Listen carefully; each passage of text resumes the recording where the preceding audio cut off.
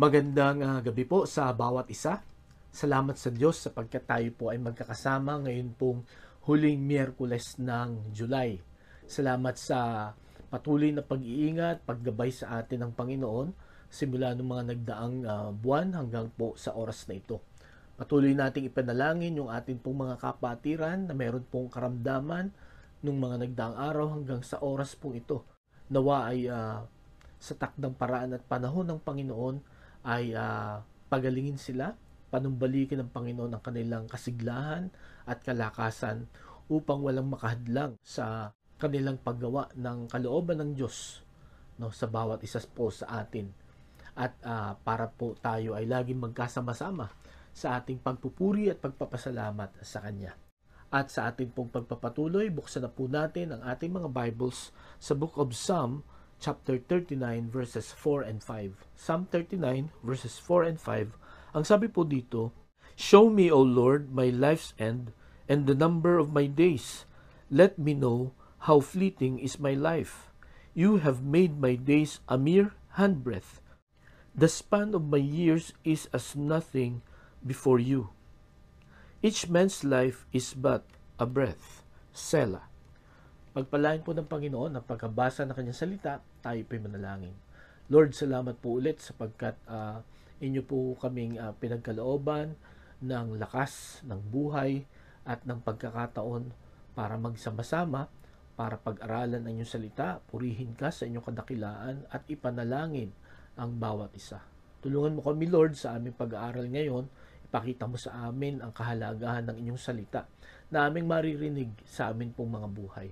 At tulungan mo kami na ito po ay maiangkop namin sa pang-araw-araw na sitwasyon ng buhay namin, Panginoon. Kaya ito ay aming itinataas at ipinapanalangin sa inyo sa pangalan ni Jesus. Amen. Ang isang creation po ng Panginoon na hindi po natin maikakaila na ito po ay nakakamanga ay ang mga bituin sa langit. Ano po?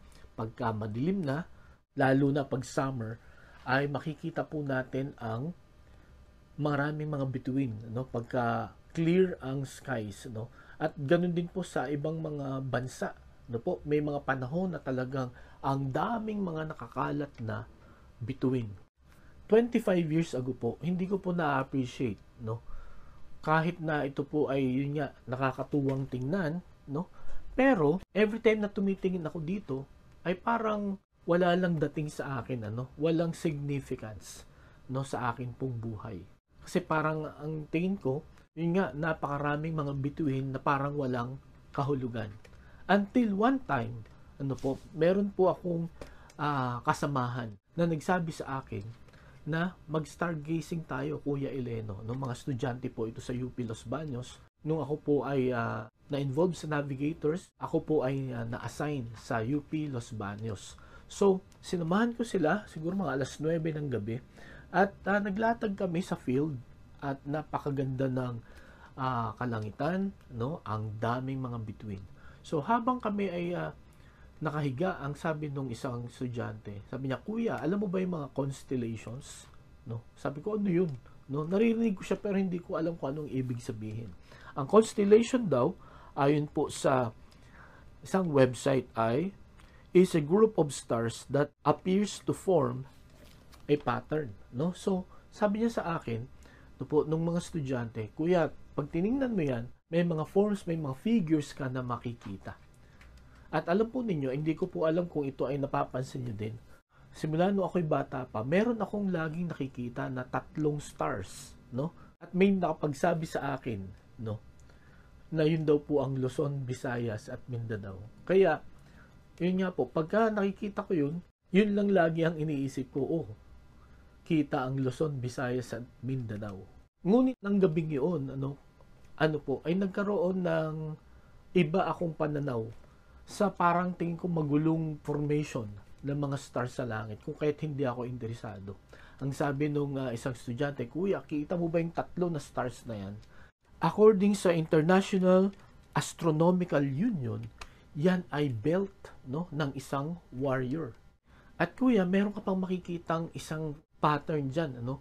Yung tinatawag nila na summer triangle, no? So, isang malaking triangle. So sabi ko, nasan yun? No? So tinuro niya sa akin yung mga stars na yun. No? Yung 3 stars na yun na pagka kinonect mo ay isang napakalaking triangle. So parang naging interesting ngayon sa akin. No?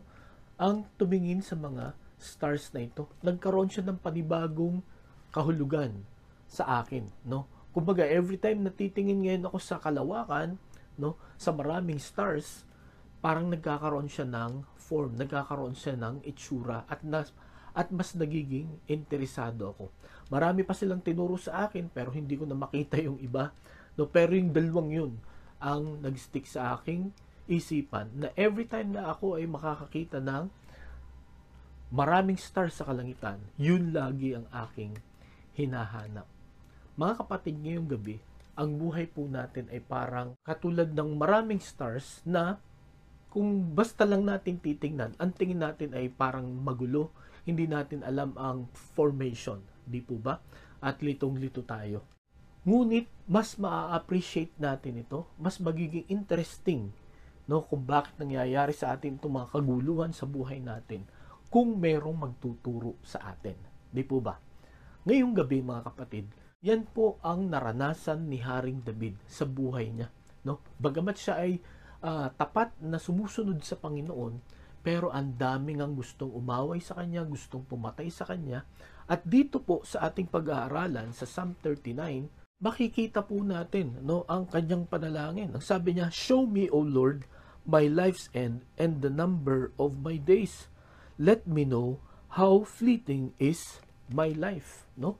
So, ang panalangin dito ni King David, no, sa gitna ng marami niyang mga pagsubok, ay ipakita ng Panginoon kung hanggang saan ang kanyang buhay.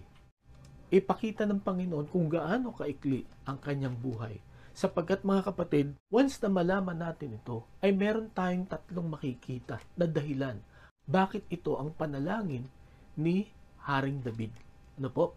Kaya pinamagatan ko po ang ating mensahe ngayong gabing ito, life is short. No? Life is short.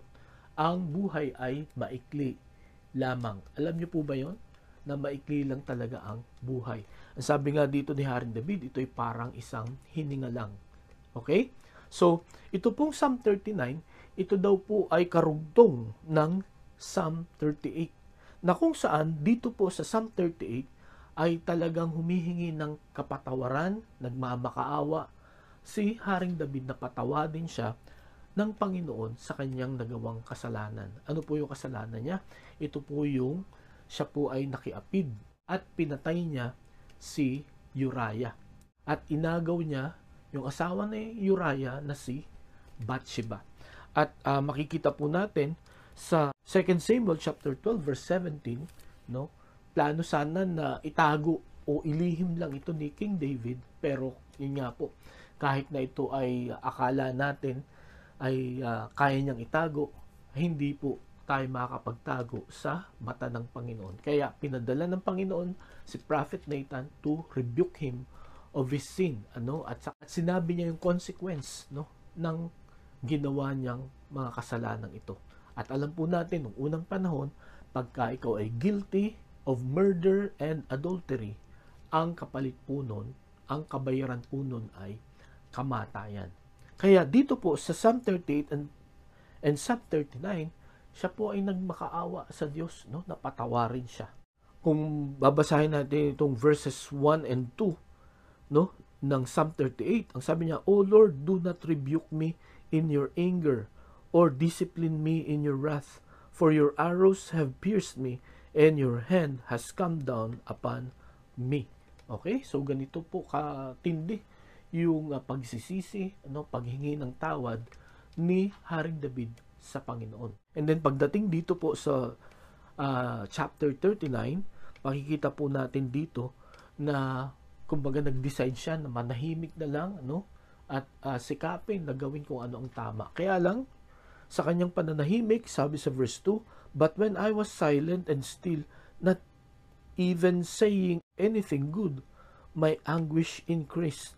No, verse 3, "My heart grew hot within me, and as I meditated, the fire burned Then I spoke with my tongue, no? So parang hindi siya makatiis, no? Parang nahirapan siya nung sinikap na siya ay manatiling tahimik. Kaya ito ang naging panalangin niya, no? Show me how short my life is. Okay, gaya na sabi ko kanina, may tatlong dahilan bakit niya ipananalangin po ito. Ang una, he was seeking for enlightenment, or he was asking God to enlighten him. Okay? By the way, ayon po sa mga Bible scholars, itong panalangin niya sa verse 4, hindi niya hinihingi o gustong alamin kung ano ang eksaktong araw, oras, at pangyayari ng kanyang kamatayan, no? Or hindi niya sinasabi dito na gusto ko nang mamatay, patayin mo na ako, no? Dahil sa tindi ng kaguluhan, hindi lamang sa labas ng kaharian, hindi lamang sa loob ng kanyang kaharian, kundi maging sa loob ng kanyang kalooban, no? Magulo dahil siya nga ay nagkasala. Kaya ito ang kanyang panalangin. So bakit niya hiningi, no, sa Panginoon, no, na ipakita kung gaano kaikli ang kanyang buhay? He was asking for enlightenment, no? Ano ibig sabihin ng enlightenment? To understand better, no? To have a better perspective in life, no? Para magkaroon ng mas maayos na pang-unawa. Bakit nangyayari ang mga bagay na ito, no? At marahil ito rin po ay ating nararamdaman, no? Sapagkat marahil ay may mga mali tayo na pagkaunawa when we obey, when we follow the Lord, no po? Na akala natin pagka tayo nagtapat sa Panginoon, yun nga po, mawawala na ang mga problema, mawawala na ang mga struggles. Pero pag nagdatingan yan, ano, yung marami, ay nagugulat tayo, no, natatakot tayo, at nagtatampo tayo sa Panginoon. At si Haring David, no, human as he was, ay ganyan din po ang kanyang naramdaman, no? Bakit nangyayari sa akin ito? No? Kaya ito ang pinanalangin niya. Ipakita mo sa akin kung gaano kaikli ang aking buhay, to enlighten me, no? Para maliwanagan ko ano ba ang ibig sabihin nito. Katulad po nung yun nga, pagtingin ko sa kalawakan, sa mga bituin sa langit, no? Sa unang tingin hindi mo ma-appreciate yung formation, no? Pero once na may magturo sa iyo, no, at kumbaga gisingin yung iyong imahinasyon, mas magiging interesting siya. Mas magkakaroon ka ng tamang perspective sa buhay.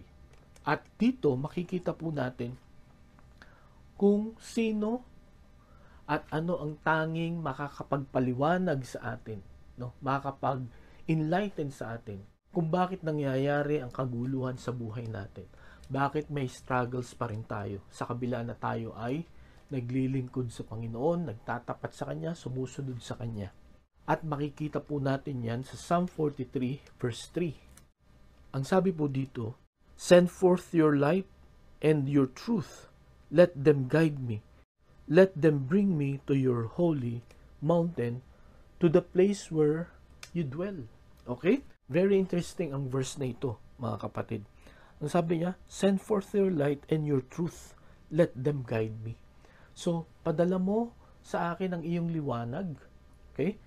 At yung iyong katotohanan. No? So ito yung salita ng Panginoon.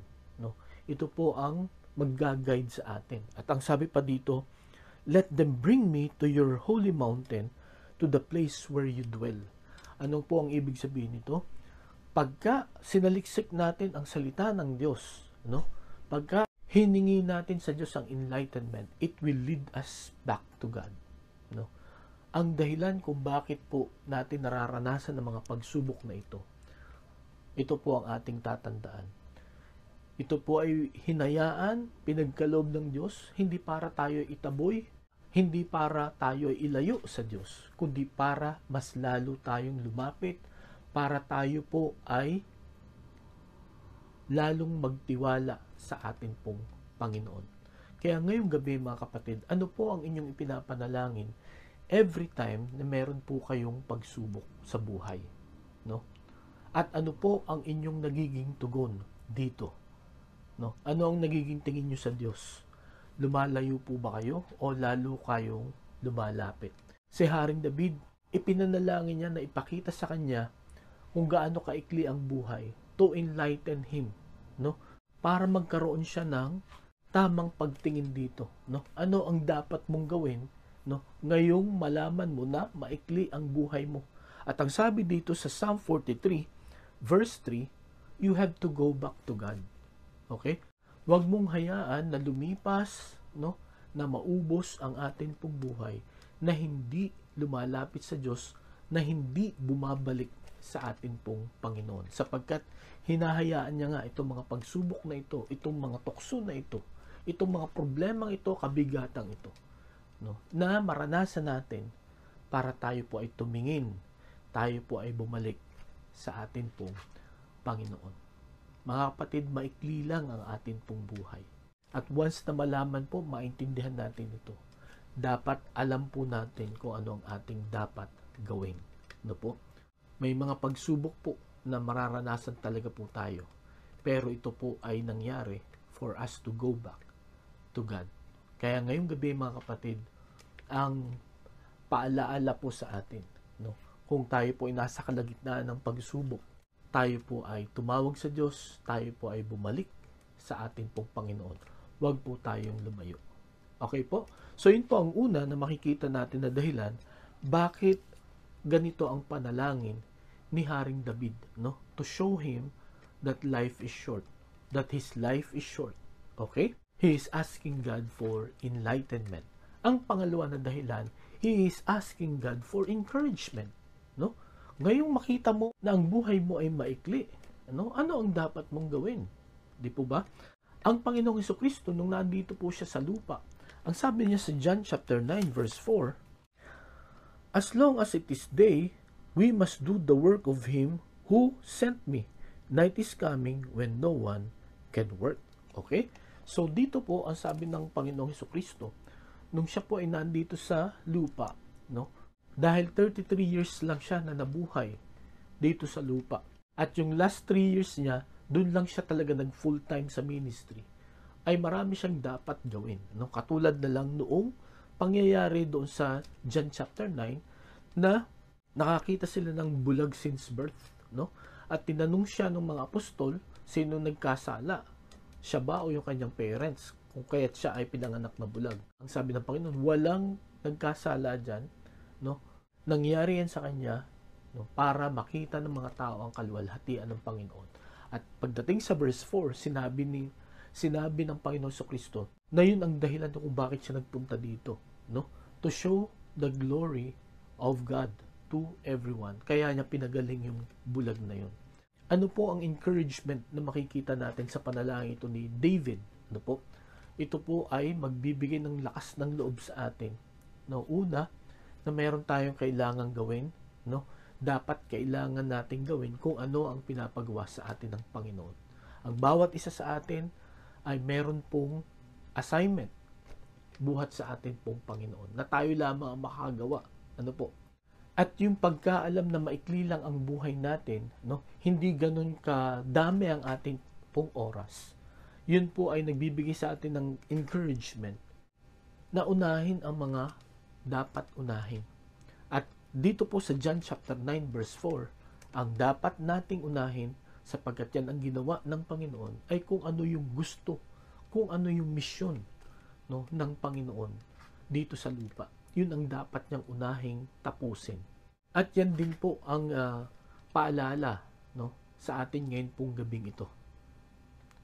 Sometimes, pag uwi natin sa bahay, pag galing natin sa trabaho, pag galing natin sa school, no po, kasi iniisip natin, ito ba talaga ang dapat kong gawin? Ito ba talaga tama ba talaga itong desisyon na ito ang aking ginawa? Many times tayo po ay nalilito. Alam niyo mga kapatid, when we ask the Lord kung ano yung gusto niya na gawin po natin, i-reveal niya po yun sa atin. At the moment na i-reveal yun sa atin ng Panginoon, nawa sa biyaya ng Diyos, yun po ang ating gawin. Ano po? Ang sabi sa 1 John chapter 2 verse 17, the world and its desires pass away, but the man who does the will of God lives forever. Okay? So, ang sabi dito, Ang mundo at ang kanyang pagnanais ay mawawala. Pero, ang isang tao na ang ginagawa niya ay kalooban ng Panginoon, he will live forever. Mananatili siya magpakailan-kailanman. At ito po ay malaking encouragement sa bawat isa sa atin, no? Lalo na kung atin pong makita that life is short, no? Na meron kang dapat gawin habang nabubuhay dito sa mundong ito, sapagkat sa kabila ng maikli ang buhay natin, kung gagawin natin ang kalooban ng Panginoon, then ma-extend ang atin pong buhay hindi lamang ng 1 taon, ng 5 taon, or 1 million years, but forever. Kaya mga kapatid, dito po sa maikling panahon natin sa mundong ito, nawa malaman natin by the grace of God kung ano ang assignment, kung ano ang gusto na ipagawa sa atin ng Panginoon. Kaya ngayong gabi ito, alam mo na ba ang ipinapagawa sa iyo ng Panginoon? Kung hindi mo pa alam, makikita po natin yan sa kanyang salita. I-reveal at i-reveal yan ng Panginoon sa bawat isa sa atin. Ngunit ang paalala din sa bawat isa, at ito po ay makikita nating encouragement din, according po sa James chapter 1 verse 12. Blessed is the man who perseveres under trial, because when he has stood the test, he will receive the crown of life that God has promised to those who love Him. Marami pong pagsubok along the way. Gaya ng sinabi ko po kanina, hindi porket sumusunod ka sa kalooban ng Panginoon, everything will be smooth, no? Lahat ng gagawin mo ay magiging mabunga agad, no? Maraming pagsubok na pagdadaanan tayo. Pero ang sabi dito ng Panginoon, blessed is the man who perseveres, no? Mapalad ang mga tao na nagtsatsaga, no? Nagpapatuloy sa kabila ng mga pagsubok. Nagpapatuloy sa paggawa ng kanyang kalooban, no? Sapagkat merong gantimpala na ipagkakaloob ang Panginoon. Di ba malaking encouragement yon? At yun po ang dahilan kung bakit pinanalangin ni Haring David na ipakita sa kanya ng Panginoon kung gaano kaikli ang kanyang buhay, para makita niya ano ba ang mission ko sa mundong ito at dapat ko na itong gawin. Hindi dapat ako maging stagnant, hindi dapat ako mag-step back, no? Kundi ako ay dapat parating sumusulong, no? I should always move forward, no? Sapagkat sa pamagitan lamang nito, maaabot natin, mararating natin ang gusto ng Panginoon na mangyari po sa atin habang naandito po tayo sa mundong ito. At yan po ang naranasan ni Haring David. At yan din po ang mararanasan natin, mga kapatid. Once na makita natin na maikli lang ang buhay natin at dapat nating gawin ang kanyang kalooban. Okay po? So yun po ang pangalawa na dahilan kung bakit pinanalangin niya na ipakita sa kanya ng Panginoon kung gaano kaikli ang kanyang buhay. At naniniwala ako, mga kapatid, ito rin ang marirealize natin at ito rin ang ating ipapanalangin sa Panginoon. Once na malaman natin na maikli lang ang buhay natin, no? David asked for enlightenment and for encouragement. At ang panghuli na dahilan bakit niya ipinanalangin ito is for empowerment. Okay? Para palakasin siya ng Panginoon na tapusin, no? Marami po sa atin, kung hindi man lahat, alam na naman talaga ang ating gagawin, di po ba? Marahil lahat kayo na nakikinig ngayong gabi, alam nyo na ang kalooban ng Diyos para sa inyo. Sinabi na sa inyo ng maraming beses kung ano ang gagawin ninyo sa buhay na ito. Pero ang dahilan kung bakit hindi natin magawa or ayaw nating gawin, sapagkat hindi natin alam na tayo ay pinagkalooban ng kakayahan ng Panginoon na gawin ito.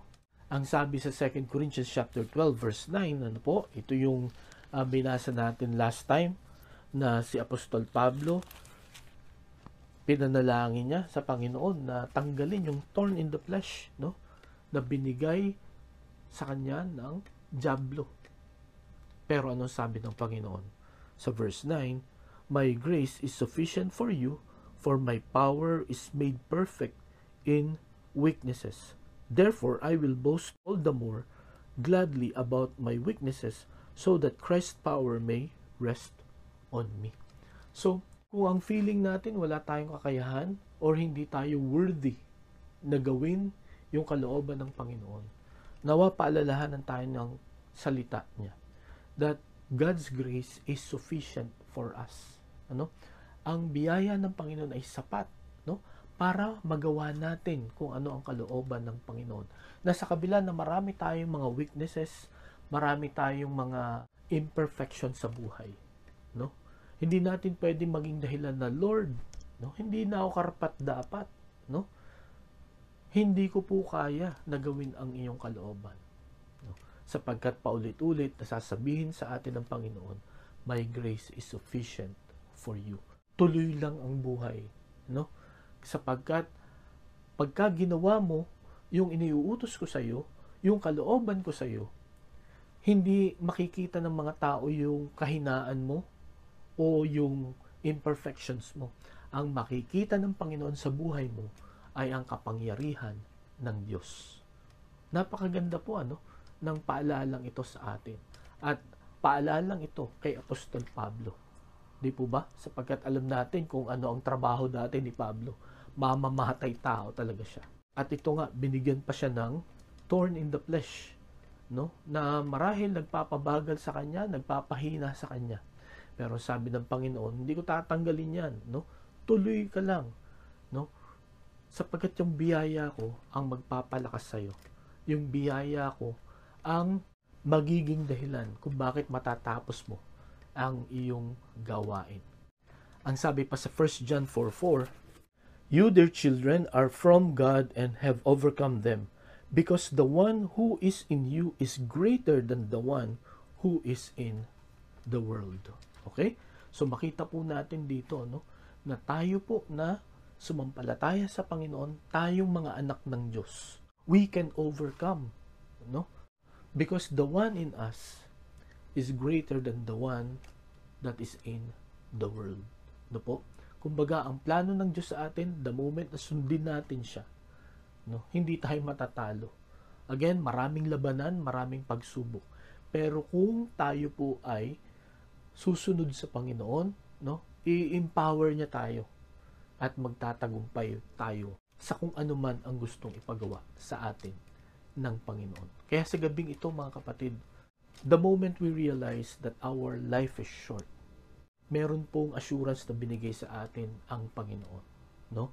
Nawa ipaalala nito sa atin na meron tayong dapat gawin. At kung sakaling iniisip natin sa gabing ito na hindi natin kaya, the Lord will always empower us. At maraming mga talata dito po sa Biblia na nagsasabi, I will empower you. You will finish your work. Katulad ng nangyari sa Panginoong Hesukristo at katulad ng nangyari kay Apostol Pablo. Si Apostol Pablo, siya po ay between 60 to 70 years old lang siya na nabuhay dito sa lupa. Pero to ang sabi niya, nung malapit na siyang mamatay sa 2 Timothy chapter 4 verses 7 and 8, I have fought the good fight, I have finished the race, I have kept the faith. Now there is in store for me the crown of righteousness, which the Lord, the righteous judge, will award to me on that day, and not only to me, but also to all who have longed for His appearing.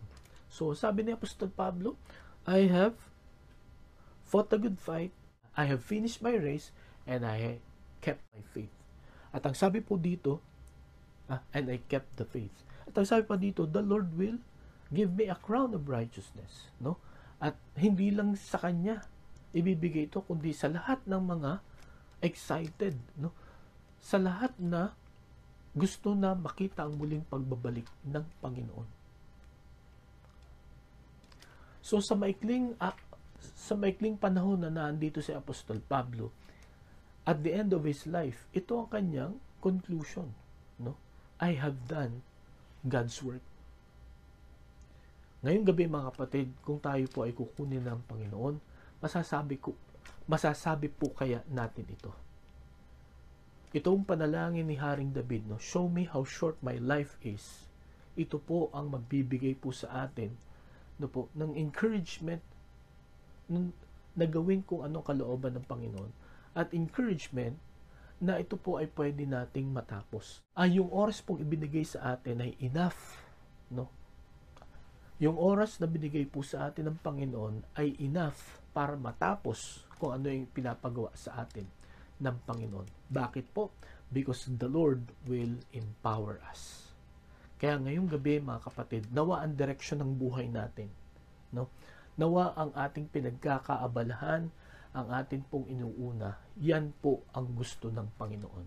At kung sakaling alam na natin ang gusto ng Panginoon sa atin, pero tayo ay naghe-hesitate, no? Dahil sa kung anumang dahilan, remember this, no po, our life is short. But it is possible, no, to finish it because the Lord will empower us. May tatlong dahilan kung bakit pinanalangin ni Haring David na ipakita sa kanya kung gaano kaikli ang kanyang buhay. He's asking God for enlightenment, encouragement, and empowerment.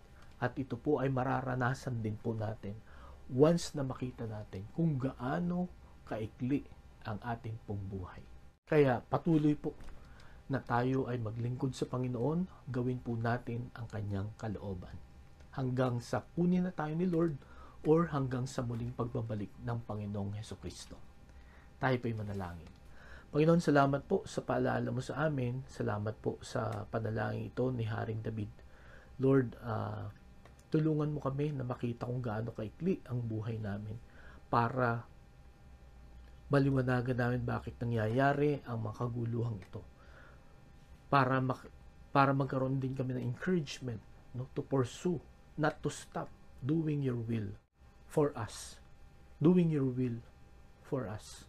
At nawa ma-appreciate namin at gamitin namin ang empowerment na inyo pong ipinagkaloob sa amin para matapos po ito ng matagumpay. Kaya Lord, sa gabing ito, nawa ay pagpalain mo ang salita mo sa bawat isa sa amin. Sapagkat lahat ng ito'y dalangin namin sa pangalan ni Jesus. Amen. Maraming salamat po sa inyong pakikinig. Pagpalain tayo ng Panginoon, mag-ingat po tayong lahat, at magandang gabi sa bawat isa.